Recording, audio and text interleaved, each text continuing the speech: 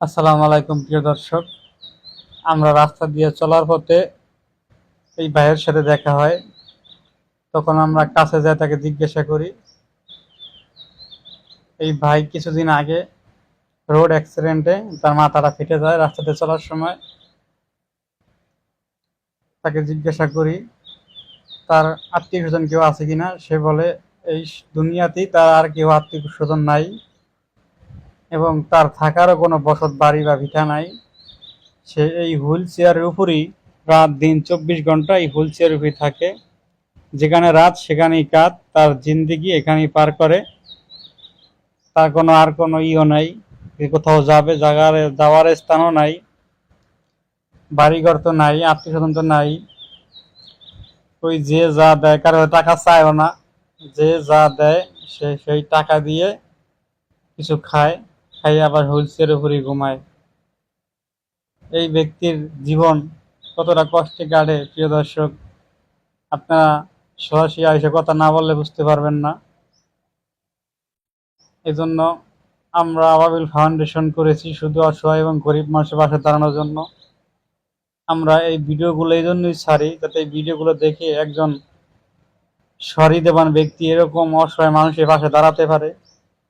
যদি এই ভিডিওর মাধ্যমে একটা টাকাও আসে, ওটা ফিসাবিল্লাহ আল্লাহর রাস্তায় এবং এই অসহায় গরিবের জন্যই কাজে লাগবে। আমাদের ফান্ডে এত টাকা নাই যে আমরা তাকে কোনো একটা ব্যবস্থা করে দিব।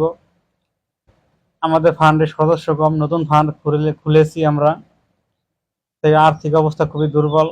আমরা যা পারি সামর্থ্যের ভিতরে তাদেরকে দেওয়ার চেষ্টা করি। এই ভাইকে জিজ্ঞাসা করি, সে এখন মেডিকেলে যাবে মাথার চিকিৎসা করার জন্য। তখন আমাদের সামর্থ্য যা হয় আমরা তাকে কিছু অর্থ দেই, আপাতত যেন সে কিছু ওষুধ বাড়ি খেতে পারে। আমরা আবাবিল ফাউন্ডেশন থেকে তাদেরকে এটা দেই। হয়তো আমাদের লাখ লাখ হাজার হাজার টাকা নাই, তাই আমরা দিতে পারতেছি না। এই জন্য আন্তরিকভাবে আমরা দুঃখিত। তবে আশা করি আমরা একসময় আমাদের সংগঠন বড় করতে আছি, সদস্য বাড়ানোর চিন্তা করতে আছি। যখন সদস্য বাড়বে, টাকারই বাড়বে, তখন আমরা ইনশাল্লাহ এরকম ফ্যামিলিকে বেশি বেশি টাকা দান করব এবং কর্মস্থান বা থাকা খাওয়ার ব্যবস্থা করে দেবো, যেখানে আমরা এই ধরনের অসল ভাইদেরকে আমরা রাখতে পারি। এরকম ব্যবস্থা করব আমাদের আবাবিল ফাউন্ডেশন থেকে, এই প্রত্যাশাই করি।